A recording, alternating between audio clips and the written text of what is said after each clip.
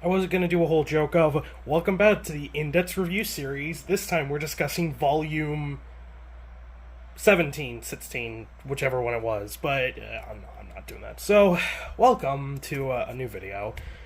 I'm not going to put a spoiler warning at the beginning of this simply because I'm not going to discuss that much. Well, I am definitely going to mention stuff that happens in New Testament and Genesis Testament, but considering I haven't made a video in 6 months and all that, I figured it's just instead of jumping into talking about the most recent events, I figured just doing a video talking about my journey through Index, through this entire franchise, would be better. So, slight spoilers, I guess. I'm going to be mentioning character names and that, so back during the middle of 2022, my friend had been for a while recommending me a series called A Certain Magical Index, or at least he had mentioned it in the past. I knew about Railgun. I've discussed this before, probably. It's been a while since I made videos, so I don't know. But I knew about Railgun because I feel like everyone knows Railgun is decently popular. Misaka is, fucking popular. But I didn't get into it till midway of 2022. I watched all that was out at the time, which is still all that is out, because we still don't have a new anime, sadly. Maybe one day we'll get New Testament animated, but I watched through the whole series. It took me a couple months, because I didn't watch it all at one time. Like, I watched, the first season of Index, the first season of Railgun, then I watched, the second season of I think I watched, season 1 and 2 of Index, Railgun, Accelerator, then I finished with seasons 3 of both Index and Railgun. So I finished that all around, October. Around my birthday.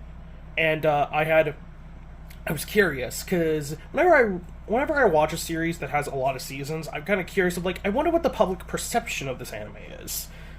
I did not for, to validate or invalidate my opinions, but I'm just kind of curious what other people think of this series. So, I did some research, looked into some things, and I saw that Index did have a fan base. A small one. Well, small. The jokes I've heard of the Index fandom are essentially everyone knows everyone. But, so that's how you know it's small. But, a prevailing thing I heard was read the light novels. And I do buy light novels, but I don't really read them that often. And my friend recommends me a lot of anime that originate from light novels. It's a joke we have between us. But I was like, hey, I read a lot of manga. Maybe I should start reading a light novel. So, October 10th of 2022, I began reading Index. Because I looked into it, and people were like, you can start with just New Testament, but it is recommended to start from the very beginning. And I'm like, okay, 58 volumes. At the time, GT7, I believe, or GT6 or 7, were the most recent volumes. This was back in 2022 when we were in kind of a hiatus. Not a hiatus, but, Komachi, he writes other things. The fact he was writing, New Testament and, heavy objects, side by side is still fucking unbelievable to me. How in the hell do authors in Japan do this? It's the same thing with Mashima, where Mashima is doing Eden Zero, but he's also working on his other series. I forget the name of it, the more recent one. I forget the name of it. Or it's authors do this. They work on one series, but they're also kind of helping out with another series. So I started reading it, and I had the idea. I always kind of wanted to do anime videos on YouTube because I'm I don't think I'm that original in my opinions or stuff, but, I like ranting. I like ranting to the void about things I like. So I figured, hey, why not? Take a shot in the dark, do a video on Index. And I did a video talking about the first volume of Index, and I talked about the next, 15 volumes plus SS1 and 2. I discussed Railgun a little bit. I skipped over some arcs. You're never getting videos on those, by the way. And I talked about in my opinion, Necromancer arc of Accelerator and the Hot Garbage arc that is the Nectar arc, and I stopped. Around October of last year, I stopped. Did I lose interest in the series? Did I not want to read it anymore? No, I'm fully caught up now. I still read Index at a pretty consistent rate. I had this feeling of doing week by week, sometimes month by month reviews of the series kind of wore me out. another channel that I'm kind of friends with, Misk. He said he had to stop doing that for another series because it was killing his mood for the series, and that was happening to me. I was still enjoying In Depth, but there was just prevailing thing of like I wanted to talk about the series, but I wanted to go volume by volume. So, and there was that. So, I kind of stopped. But then I was like, okay, here's what I'm gonna do. I'm going to read up and catch up. At the time, only I think Genesis 8 was out at that point, and like GT9 was about to come out. And so I'm like, okay, I can probably catch up before the 20th year anniversary. So I guess you can also consider this video, you know, my journey through Indets as the 20th year anniversary video. But yeah, so here we are. I read all of New Testament and all of Genesis Testament. Took me a while. I think I finished Old Testament around like the beginning of December, and then I finished New Testament pretty recently, and then I finished GT just a couple of days ago. Say a couple of days ago, probably was a week at this point. Yeah, almost a week. So, yeah, I'm not gonna so here we are. So that's the reason why I haven't made videos. I haven't lost interest for the series. If anything, my interest for the series has only heightened, and I'm going to talk about my journey. So I'm not going to mention too much about Old Testament because I did videos on a majority of Old Testament. Part of me might go back and talk about the volumes that I didn't talk about. I definitely want to do a video on all of World War III, like a big video on that. But yeah, I'm not gonna, but yeah, I can probably say now that, like, yeah, Season 3 did get fucked tremendously. They should have spent more times on the events. But yeah, it's kind of weird how, like, Old Testament is good, but it's also, like, Old Testament versus New Testament is weird, so, New Testament. So, I vaguely knew about events going into New Testament. I knew about Othinus. I knew about Othinus since, like, the start of it. I knew there was some one-eyed witch lady that caused Toma to die like a billion times. I knew about her because she's one of the more popular characters in the series. I think in that Imaginary Fest poll, she got in, like, the top 5. She was, like, the only Magic side character besides Index that was in the top 5 or top 10. Every other character in there was either Science side or a Railgun character. Oh yeah, I also talked about the item. I'll probably am gonna do videos on item 2 and 3 because we now know it's a series. When I made that video initially, we had no idea if this was like a one-off thing, like with Kakine spinoff, or if this was gonna be a longer spinoff. It seems like it is a longer spinoff because it's also got a manga adaptation. But New Testament. So the beginning of New Testament was a little slow. The first couple volumes were fine, but I did like the first one, you know, the fact of, like, Toma is just gone. Like, it's this mystery of, like, because in the anime, we get it confirmed that of, like, who saves Toma, because that's the cliffhanger for Season 3, is, we see Lavinia and Mark Space, who I believe is misdesigned. Then again, he never gets an actual art in the books, besides, like, spin-off volumes. Oh, yeah. I didn't read too many side volumes because I just stuck with the main series. The only one I read throughout all of this was SS Kanzaki, because people did tell, because I did look up and people were like, yeah, you should read that because it does kind of recontextualize things, especially with Brunhild, because she shows up later in a New Testament in the fight with Thor. I'm making an entire fucking video about Thor. So I read that. I liked Lavinia. I think Lavinia is Kamachi's favorite character, and you can definitely tell that because she is probably, like, the most besides Othin, she is probably the most prevalent character technically introduced during New Testament. Yeah, we met her kind of during Old Testament, but we really got to know her during New Testament. And yeah, so we get the whole that I like the Gremlin saga. I like Gremlin is a group that I really like. I like how we basically went from full-on, like, Christian mythos and all that to hard Norse mythology, because Othinus is Odin. Because I believe where her and Olarus's names, I still don't fucking know if I'm pronouncing that right, come from, like, a Finnish version of Norse mythology, not Greek mythology. We don't really focus on Greek mythology that much. But both their names come from that, because, you know, that's also a cliffhanger for Old Testament, is, like, one-eyed Othinus. We know that she's going to be the next major antagonist, at least. That's something Kamachi likes to do with, like, the final volumes of his parts. Of, like, Old Testament, we get a hint of Anna, but she doesn't get introduced for, like, 10 more fucking years. I'm probably also going to do an entire... We'll get to Anna in a minute. But yeah, there's that. And then at the end technically it's NT22. I am not gonna... I feel like I need to do a full video on NT22R, because the stuff we find out in that is palpable. It's big. So yeah, Baggage City arc was pretty good, and then we have the arc that was hyped up for a while, even in Old Testament, Ichihana Ransai. That was good. Glad we get some more closure with Frenda as well, like with her sister, and then the whole thing with the Saint Germain arc, which we meet one of her friends, and we find out a little bit more about Frenda, as, like, one of the 5 Frenda fans, and I appreciated that. And then, Othinus' introduction was great. And, it's probably all I want to say about Othinus, besides the whole, I still to this day believe NT9 is the best volume Kamachi's ever written. I don't think that's a controversial opinion. I think pretty much everyone who at least reads up to the end of New Testament firmly believes that NT9 is the best thing Kamachi's ever written. Only 2 characters are important in it, because really, like, yeah, other characters show up, but really only Toma and Othinus are important in it, and yeah, it bothers me. I may have got spoiled on that, but it still hit hard. NT10 was also good. There's some cool callbacks, and nice to see some character.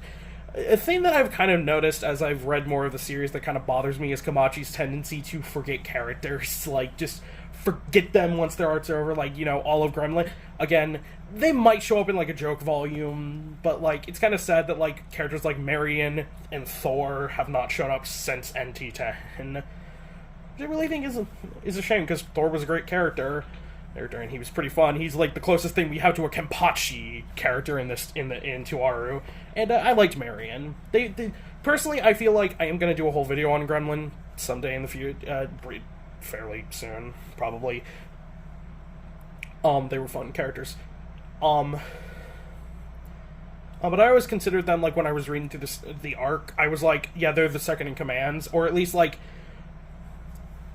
the main, like, the core of Gremlin was, like, Othinus, Marion, Thor, Kihara, Kagun. We meet so many fucking Kiharas in New Testament. We have an entire arc dedicated to killing them. And Mjolnir. I'm so curious what Mjolnir originally looked like before, Marion or Othinus. I can't remember who it was. I think it was Marion, because that's part of her ability. Because of her weird blacksmithing ability, because she's a dwarf. Turned her into a cylinder. That's weird. Do I dare make the joke of best girl? I'm not. So yeah, then you get, like, the Saint Germain arc. That was pretty interesting. I liked that arc mainly for Toma's trauma. That, like, it's one of the few times that Toma has actively shown he is traumatized from an event. And considering what happens in NT9, I don't blame Toma. Then we get the rest of the magic gods introduced. No spoilers, but yeah. If you're caught up, you know this stuff. And I mean, technically some of this stuff, like, happened 10 years ago, which is crazy. Crazy that it's been, like, 10 years since the Othinus arc, even though it's, like, one of the most iconic. I wish we got I will say, something disappointing, and I'll mention this in a sec, with Kamisato, but I'm kind of disappointed we didn't get more of the magic gods. The fact that we only met, like, Nephitis, Nyang, I don't know if I'm pronouncing that right, hopefully, and, Old Monk. Is it Old Priest or Old Monk? I always forget. High Priest, I think it is. Priest. Monk. It's Shinto Buddhism, Like, we did an entire arc where they're kind of the antagonist, and then Kamisato comes in and just isekais them out of the series for a little bit, so that was kind of disappointing. Because, like, I think magic arts are such an interesting concept of, like, using these mythologies into characters.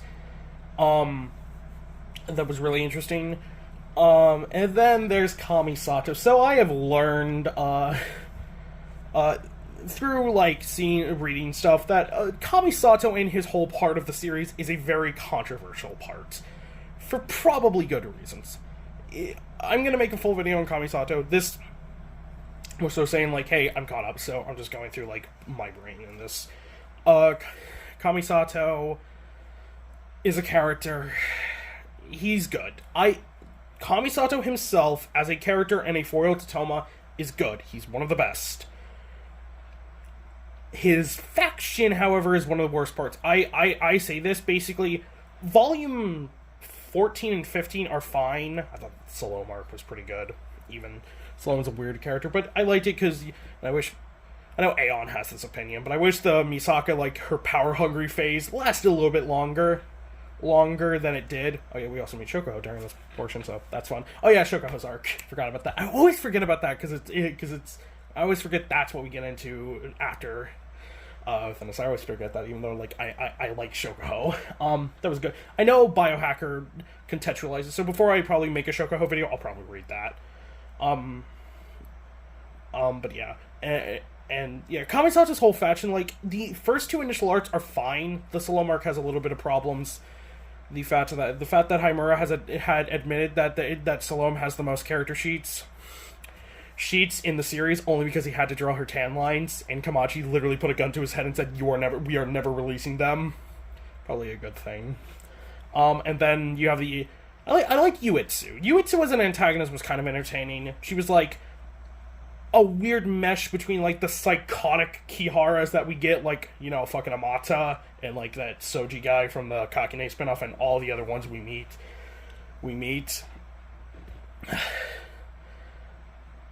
And like a weird mix of, like, also, like, the ones that aren't completely batshit insane. She's still insane because she's a Kihara. That's, like, the nature of being a Kihara. You have to be cuckoo in the head to be a Kihara.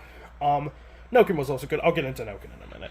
But yeah, there's that. But yeah, I just feel like the Element arc and the Rescue Kamisato arc were kind of meh.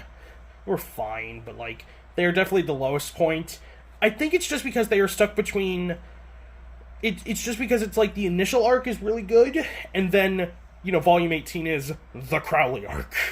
That. And how much we learn in that volume is just, like, damn.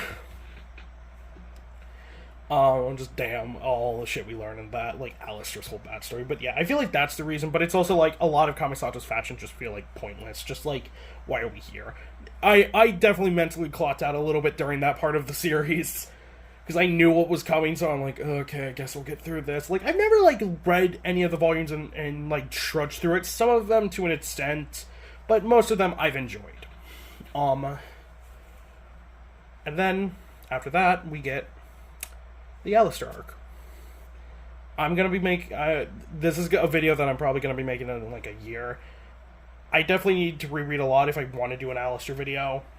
But yeah, the stuff we learn in that with, like, the phases, the sparks and sprays, all the Golden Dawn stuff that is still relevant to this day, is palpable.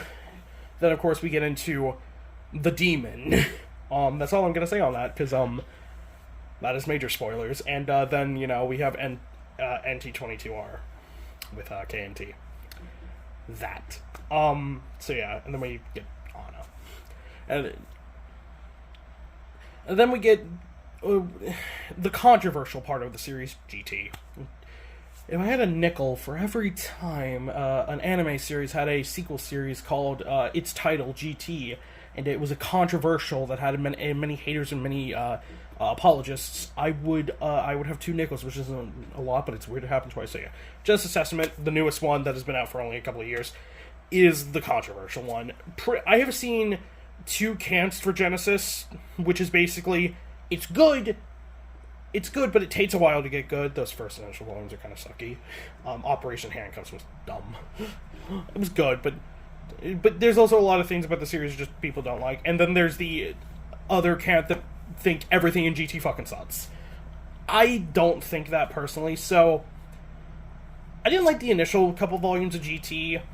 Like the first one with, like, what's her name? Hoshina? I forget her name. Yoshina. It's a weird chick. She and that board of directors member were kind of boring. Then we get Anna. Her fight with Misaka and Shokoho was entertaining. And then we get, like, Operation Handcuffs. That was good, but kind of, like, it was weird. Then we get the Transcendents. The Transcendents are probably the most controversial part of it, because I've seen a lot of people say, like, oh, they talk so much shit, but, like, none of them live up to the hype, and I'm just like, I mean, arguably you can say the Magic Gods said that as well. Like, yeah, Othinus taught a big game and did back it up, but the other Magic Gods really didn't do that much that was as threatening as her. So yeah, I think it's kind of like what's the word, paper thin argument to say, like, oh, the Transcendents aren't good because they talk a lot of shit, but they don't actually back up their power. But, like, I can understand that to some of them, but, like, people like Alice, I think, lives up to that, and Anna, that's her whole character, is the fact of, like, she talks a big game, but that's intentional. She's supposed to be, like, this dominant figure, but is full of holes. Alice and Anna can be two. They can be two videos on their own, especially Alice, considering most recent events. So yeah, it's like, I like the Transcendents. I thought they were all pretty entertaining. I think the Transcendents are like the first group in the series that really feel like every member has something to do in the series. Besides, like, the ones that were introduced in GT10, but they're the newest, so they could go on to do some more stuff, and, like, they were probably just made to be antagonists. But the ones that we initially knew, like Aradia, Old Mary, Trismegistus, Alice, Moot, and Baloney Succubus, like, all of them, I felt like they played their role in the series pretty well, and they're all decently entertaining characters. My favorites would have to be, besides Anna and Alice, I like Aradia. Aradia's pretty entertaining. I actually liked Old Mary a fair bit. She was cool. And after Moot Thebus was an antagonist, she was pretty entertaining. Especially her moment when it's like, I'm the strongest, and just Baloney Succubus, Mary and Aradia are just like, shut your goddamn mouth. That was funny.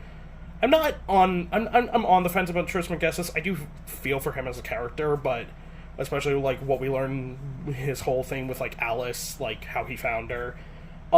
And I will say, the Transcendents became probably one of my favorite antagonist groups in the series, just because of learning that, yeah, they're basically just divine cosplayers that take roleplay way too far. That's kind of just funny to me. But yeah, and then we get to the end. Then we get to the most recent volume at the time of this recording. GT11 is not out yet. I don't know when it's going to be out. Hopefully it's out fairly in the next couple months, because the wait for that's gonna kill me.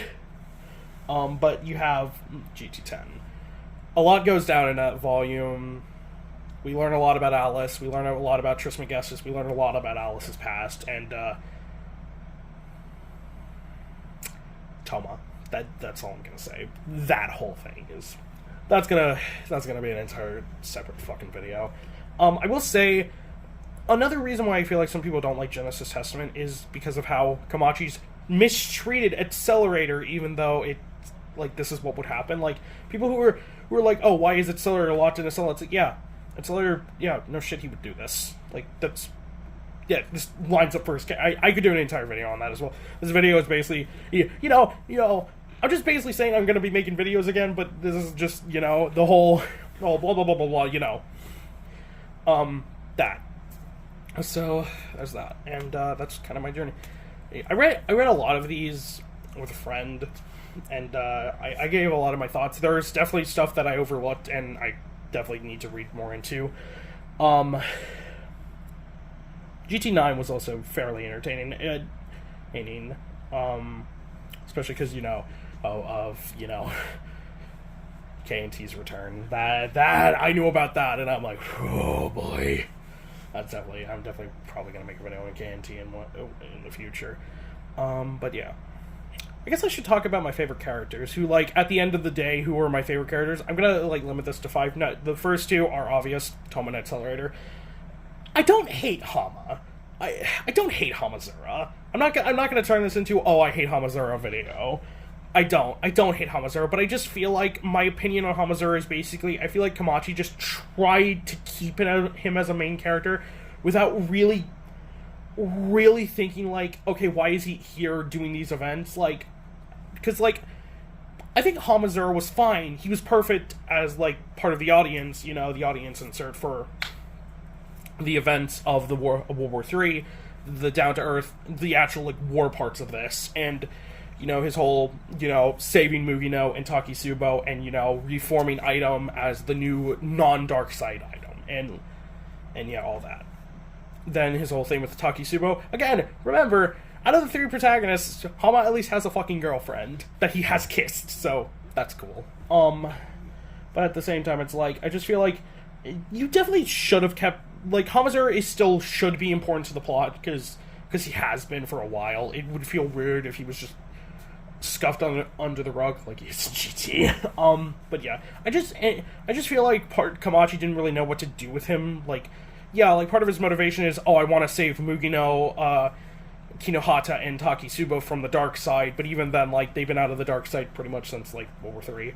This isn't like the Sisters, where the Sisters were so actively being used for dark side shit well into the final arc of New Testament. And it was only recently that they've really been, like, freed of that.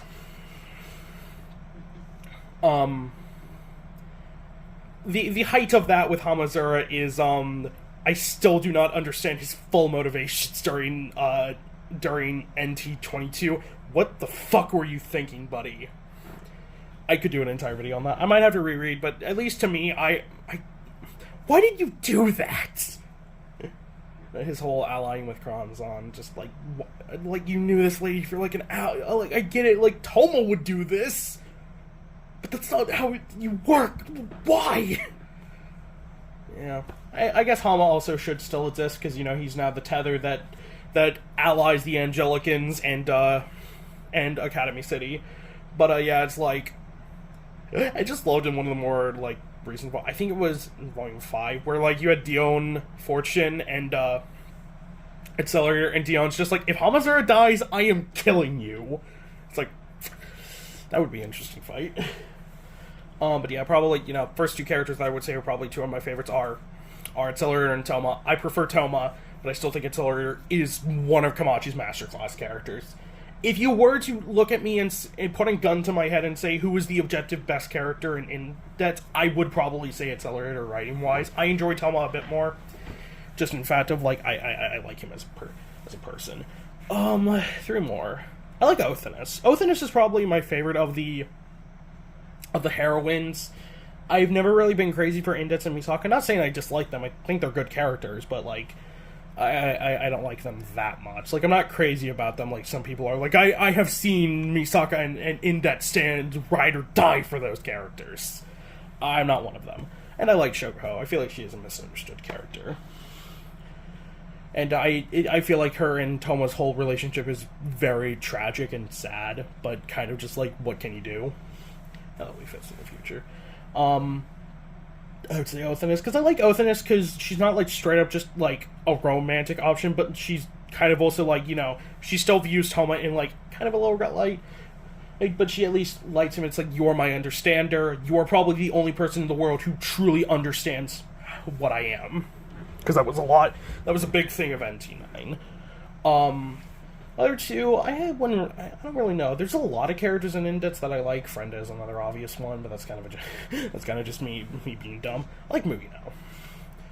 I don't really know. I would have to actually think about it, but yeah, those 3 are pretty good. I actually like Anna. I feel like Anna gets a lot of hate from the fandom when, like, I think she's charming, and she's very entertaining. The fact that like, that she's kind of the opposite Othinus, where, like, yeah, Toma does understand her, but she also calls Toma, like, you fool! The entirety of, like, GT8, her just calling Toma a fool the entire time was fucking hilarious to me. I don't like a radio, but yeah, I don't know. So yeah, I guess that's the end of this video. I guess comment what videos you want me to make. I am probably one of the, like, first big projects I want to do is do a whole discussion series on the level 5s. A la, like, talking about all the captains on plateaus in Bleach, or, like, all the lieutenants in Bleach, or all of Class 1A, like, in that style. Yes, that means Ihana's probably gonna be the shortest at, like, 10 minutes, because, like, I can ramble. Like, this video is almost, like, 30 minutes, and I haven't even talked in depth about anything that much, but, yeah, there's that. But, yeah, just comment what videos you want me making, and I'll try and be consistent. I can't promise to be the most consistent, because that's just not who I am as a person. I've always been kind of inconsistent when it comes to stuff. But, yeah, I guess that's all I have to discuss. I would say, if I were to rank the series, I would currently say NT is the best currently, like, finished, because it has the highest highs and also the lowest lows. Old Testament is I think the difference between NT and OT is New Testament has the highest highs in the series, but it also does have some of the lower lows. All of Kamisato's arc, which is enough to say you have the lowest low. Old Testament it takes longer for the plot to get going, which is kind of people's argument for okay, so you say GT is terrible, even though it took OT even longer to get as good as it was. Like OT is essentially the entire part is like setting up World War 30, so there's that. So OT is like more consistent, because I would say like there are some volumes that do suck, that aren't the best. Volume 11, for example, is not good. 22 is great. What am I talking? What was my brain saying? And then GT, I would say GT does have good stuff, but it does have some lows. So, I would say it's the lowest just because you can't judge it because it's the newest, and it's only like 10 volumes inward, so we're like roughly like next volume will be like the halfway point if Kamachi does do 22 volumes like he does, but he seems to like doing that for his bigger series. And then, in 5 or 6 years, will we be seeing Revelation Testament RT? I probably think so, because knowing Kamachi, he's probably gonna shoehorn that in. But yeah, I guess that's it. So I'm glad to be back. I'm gonna try and be more consistent with the videos, and hope you liked this video. Like and subscribe to all that bullshit. I know you're probably supposed to do that at the start, but it just feels intrusive to open up with it like, hey guys, welcome to a new video, like and subscribe, or I'm gonna kill you. That just feels kind of disingenuous to the audience. But saying it at the end, it's like, hey, you've watched this long, so stick around. I feel like that's better, so yeah. I guess that's it, so this will be Neo, signing out.